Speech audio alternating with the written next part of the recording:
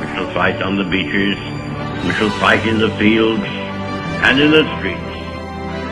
I have the body of a weak and feeble woman. All men are created equal. But I have a dream. It's one small step for man, one giant leap for mankind.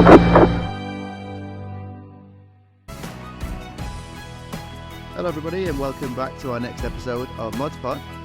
Today we have Jack with us.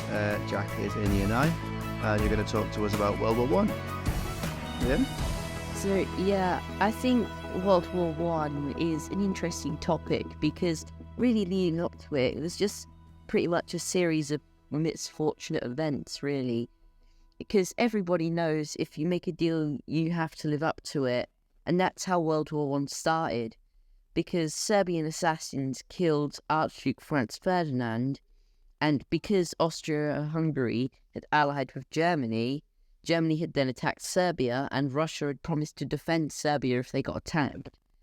So France and Great Britain also got involved, as well as Italy, because Britain got involved because Germany tried to invade France through Belgium, and Britain had allied with Belgium, so it just spiraled out of control. Okay, so what you're saying is essentially it was like a domino effect.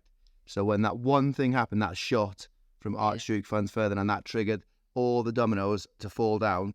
But because you're saying there was like a alliance system set up, so they basically had to come and help their friends. So as you would in the playground, I guess, if someone was picking on your mate, you might come and help them. So these alliances, and I suppose that leads us on to maybe talking about who the alliances were. Yeah, so we have the Triple Alliance, this was who Great Britain were fighting against. It was a Triple Alliance, which was Germany, Italy, and Austria-Hungary. So those three countries, they weren't in the best position because where they are located geographically, they were surrounded by the Triple Entente, which is Great Britain, France, and Russia.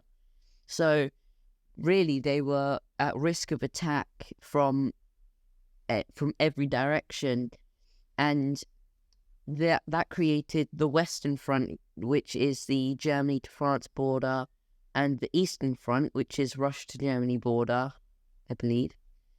And well, if I fought in World War One, then I'd be about 127. But still, I'd also be sure not to miss my shots because Hitler fought as a soldier in World War One. And if he had been killed in World War One or the Great War, then World War Two wouldn't have happened. Okay, that's true. And we'll talk about that at the end. I'll come back to that maybe a little bit. That could be the next episode, maybe a World War Two one. So you mentioned this geographic situation, the East and the West. Yeah. And I suppose that is really what got Britain involved in the war, wasn't it? Because the Germans, they couldn't afford to have a war on two fronts. The Triple Alliance that you've mentioned, they couldn't afford to fight on the West and the East at the same time, because obviously that would then split their armies up. So what do you know about the Schlieffen Plan? I've had it brought up. So the Schlieffen Plan was basically just the Germans' attempt to try and knock out France first so that they could put all of their troops, the Triple Alliance could go to the East in the time that Russia took to mobilise. But the problem with the Schlieffen Plan was that it went through Belgium. And that's where the British had this deal, a long deal from the 1800s to protect Belgium. So the fact that the Germans went through Belgium, then that got Britain involved. So another one of those domino effects, wasn't it? Yeah. That sort of triggers it. So what was the British alliance called, or the alliance with the British in? What was that called? That was called the Triple Entente. It was basically just Great Britain, France, and Russia. And Russia was really Germany's fault that the war started, essentially, because they didn't really need to go and attack the entire country. That all they needed to do was talk to the government. They didn't need to attack them. All right, but they would say, wouldn't they? They'd argue against that and say, well, we were protecting our friend Austria, who have just had the heir to their throne murdered. But then some would say that it wasn't all the Serbians, was it? It was the nationalists, the extreme Black Hand gang. It's mad, isn't it? Thing, all these things in a web. Of course, there was going to be a war, wasn't there? Okay, so go on then, carry on with. So with another thing, if World War One was so devastating, then why did World War Two need to become a thing? I know Hitler came to power, but still, you need to be careful with what you're doing. If we tried to fight in every war or revolution in the world, we'd never stop. Where would we draw the line? That's true. Anyway, back on topic. Many actors were involved. The Triple Entente, France, Russia, and Britain, and the Triple Alliance, Germany, Austria, Hungary, and Italy, both acquired additional forces following the outbreak of the war. The Allies gained Belgium, Greece, Italy, Montenegro, Portugal, Romania, Serbia, and the United States. Oh, so Italy changed sides then? Yeah, it would appear that at some point during the war, probably around the halfway point, so 1916, maybe early 1917, that was when Italy decided that they should join the Triple Entente. Okay, that's good. My granddad fought for Italy in the Second World War, and I think they were probably bad guys at the start as well. We say bad guys because we say that from our perspective, don't we? Yeah. And then I think the Italians changed sides in that war as well. Lovely. So one of the main battles that we talk about, or one of the most important parts of the Western Front, was Ypres. Yeah. There was explosions in Ypres that were heard in London because British forces dug tunnels and planted about £1 million worth of explosives underneath German lines outside Messines. British soldiers on the scene were reportedly knocked off their feet. Wow. There was so much of it. And those in France mistook the vibrations for an earthquake. The Messines detonations are considered to be one of the largest human-caused pre-nuclear era explosions. Wow. Okay, I bet they didn't know what hit them really, because this is this first war of this type, wasn't it? World War One, supposed to be the war to end all wars. Yeah. You know, it's going to be over by Christmas, and yet here we are using this heavy artillery and these mines. £1 million. It's going to be a lot today, isn't it? Yeah. I bet you that's a lot of money compared to today's value. Okay. So, what is your opinion on the unravelling of pre-World War One events? Good question, Jack. So I think personally that the alliance system was always going to lead to a war. It was inevitable because at some point somebody will have done something to upset one of the countries in one of the teams. That's like always going to happen. You know, people argue sometimes that the fact that they are these big armies, that was more likely to lead to a war, but I think that might do because they're just confident. If you build an army, the chances are you're going to use the army, aren't you? I don't know necessarily much about, I don't believe, that the empire building was such an important reason. But of course, Germany are competing with our empire, the British Empire, and maybe we were a little bit jealous. Maybe we suddenly felt that our empire was being challenged by this German, especially the German Navy. So all these things together, I think, made Europe so volatile. The tension was so high that it just took one. It would have taken one thing, and in this case, it was that one shot, wasn't it, from Gavrilo Princip that just blew up the whole thing. So the unraveling events of before World War One, I think the short-term cause definitely was the assassination of Archduke Franz Ferdinand, but I believe that this war was probably inevitable maybe 30 or 40 years previously. It surprised me that it took so long, really, to get that trigger. So, I agree with you on that bit because if you really think about it, the tension in Europe was so high, it can literally take one tiny little thing to just blow up. It could blow up in your face, really. And in this case, it was that one bullet that killed Archduke Franz Ferdinand. That it just started the entire war. Yeah. So you've given us a lovely story so far. What are your most interesting sort of facts from this topic? Obviously, you like World War One. So what kind of facts have you got? Well, yeah, as you asked, more on the fact side of things, the French Prime Minister Georges Clemenceau pointedly picked the Hall of Mirrors in Versailles for peace negotiations, as it was there the Germans had declared the German Empire. The Treaty of Versailles was signed on June 28, 1919. That's almost about a year later than the war actually stopped. and it came into effect on January 10th, 1920, so about 6 or 7 months later. And Germany was forced to accept full responsibility for the war, give up vast amounts of territory, and pay $31.4 billion in reparations. Wow. The result, as France wanted, crippled Germany. On October 3rd, 2010, was when Germany paid off the last of its debt set by the treaty. The global economic crisis in 1931, as well as Adolf Hitler's rise to power, had cut off its trend of paying annually, and that was a lot of money to pay off. Yeah, so you're referring to the Great Depression there after the Wall Street crash in 1929, where basically Germany, they turned to Hitler because he promised to fix it all, and he promised, I think, one of the most important reasons was that the Germans were so angry with the Treaty of Versailles because it was so harsh that's why they voted for him, because he promised to basically rip up the treaty. Do you think the treaty was harsh? If from some perspectives, and yeah, you could argue it was a bit harsh, but as a member of Great Britain, I believe that it was quite fair. I mean, I know that might seem a bit biased, but if history's hidden by the winners, then the treaty would have also been agreed by all the members of the Triple Entente. Mm-hmm. Did Germany start the war, though? Did they fire the shot? No, arguably, it was Serbia that started the war. So why should Germany have been punished so badly then, do you think? Possibly because the Triple Entente was considered the quote-unquote winner of the war. So, as Serbia was part of, or was arguably part of that Triple Entente, they didn't want to give them any responsibility for it. All right, so you think they were punishing, like, essentially team captain of the Triple Alliance? Yeah. Because obviously Austria was punished as well. Austria-Hungary, they were punished. They weren't allowed to have an alliance or a relationship anymore. So, okay, that's a fair point.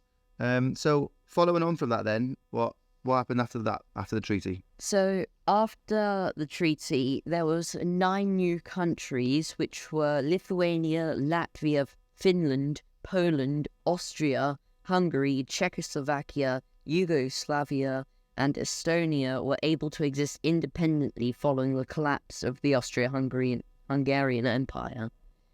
And 2 of which, Czechoslovakia and Yugoslavia, were brand new at that time. So it was just laying the foundations for the United Nations, because at the end of the war, the League of Nations was created to promote international cooperation and to achieve peace and security. And that disbanded following Hitler's rise to power, but it made way for the UN that now comprises of 193 nations. All right, so one great thing to come out of these wars is the United Nations. That you might be able to hear the aeroplanes flying over there. They'll be off to some practice probably for what's going on in the Middle East. So yeah, when that goes away, the UN has essentially kept peace. Yeah. But we have to consider, don't we, that the League of Nations completely failed. You told us there about its sort of, I guess, its job was to maintain peace, yet we had World War II. Yeah. So obviously it didn't work, but they maybe learned the lessons afterwards of the United Nations that was then set up afterwards. So what do you think was probably the most significant event of World War I, of the actual war? I think the most significant event of the war may have been that point where Italy decided to go over to the Triple Entente, because if Italy had stayed with Germany, then it would have been a 3-3 split of countries for like most of the war. But because Italy went over to the Entente, it was a 4-2, including the countries that joined later on in the war. So that was a very high split of countries, and the alliance was just losing soldiers on both fronts. Yeah, that's an interesting way to look at things, definitely. I might say that America joining certainly helped the alliance, the Triple Entente, because of the power they hadn't been fighting.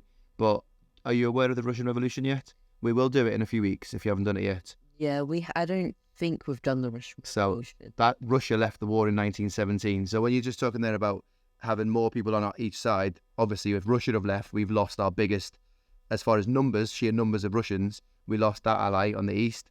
So it was important that we got the Americans in there, wasn't it, to help us? So I think when we do the Russian Revolution in a few weeks, with this brilliant knowledge that you've talked to us about today, that will just connect a few little bits for you, which will be really interesting. The Russians left the war because they had all these problems at home. Yeah. All right.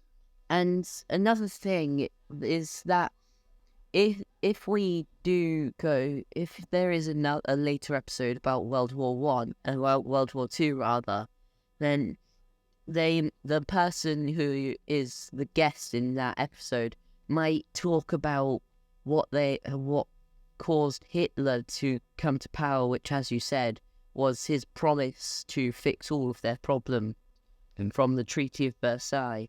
So, if that was really what caused World War Two, but this episode is about World War One, so I'm not going to go into too much detail about that. Maybe it could be your next episode, the causes of World War Two, but I agree, World War One. So one of the most, I think, the impressive things for me in this war was the new technology, the new weapons. So the tank. What do you think of the tank? Was it good or was it bad? Well, the tank was I think it was a good investment for whoever could field them, because people in the trenches, they would have only had their rifles and maybe a machine gun nearby them. So if there's a tank if there's a tank treading through no man's land, that will just like absorb all enemy firepower, because they'll see it and they'll want to take it down. So the tanks could be like a support unit for soldiers trying to go over the top.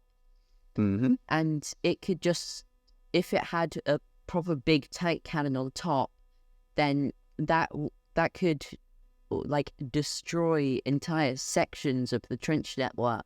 Yeah. And it could take machine guns off their stands with the firepower they have. Yeah, I think there's a lot of ifs there, because we know that the tanks weren't overly successful at first.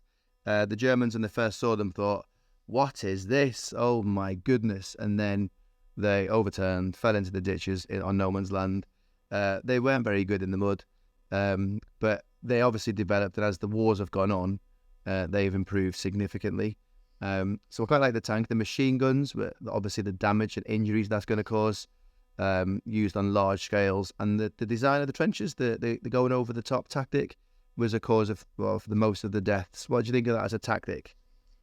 Well, the over the top, that didn't seem like a very good idea, because you're just throwing soldiers away really at that point, because if the enemies have been able to like pick off loads of your soldiers at long range, what is the point of trying to go over? Because it just gives them clearer shots.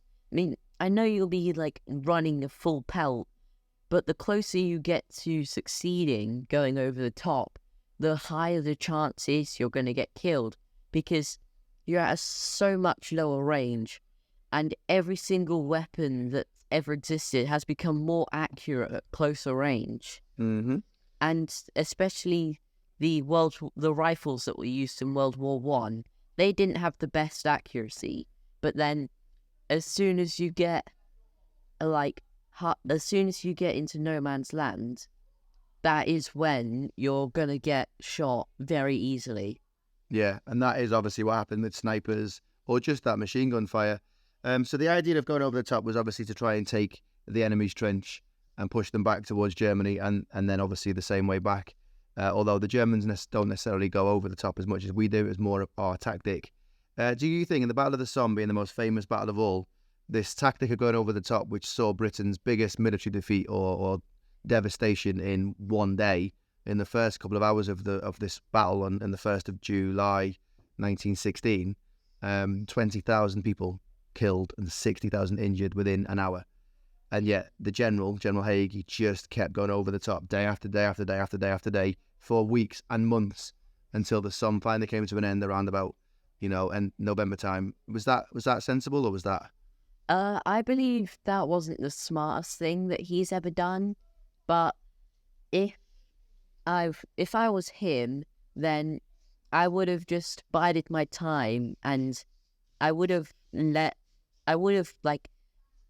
been patient with it. I wouldn't have sent 20,000. I wouldn't have sent 20,000 people over the top to get killed in an hour. Well, no, he sent many more than that. It's just that 20,000 were killed on that first day alone. But yeah, he kept doing the same tactic for the whole of the Battle of the Somme. Properly, people could say that it was simply to maybe outfox the Germans because they might not think we'll do it again. But it was a bit of a disaster. And we'll study the Battle of the Somme in a few weeks in a little bit more detail.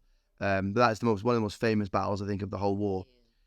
Right. So do you want to sum up anything or link onto your next episode, perhaps, or any last-minute comments? I think if I was going to do a future episodes, then I would probably do it on World War One and World War Two, rather, and the causes of World War Two as well.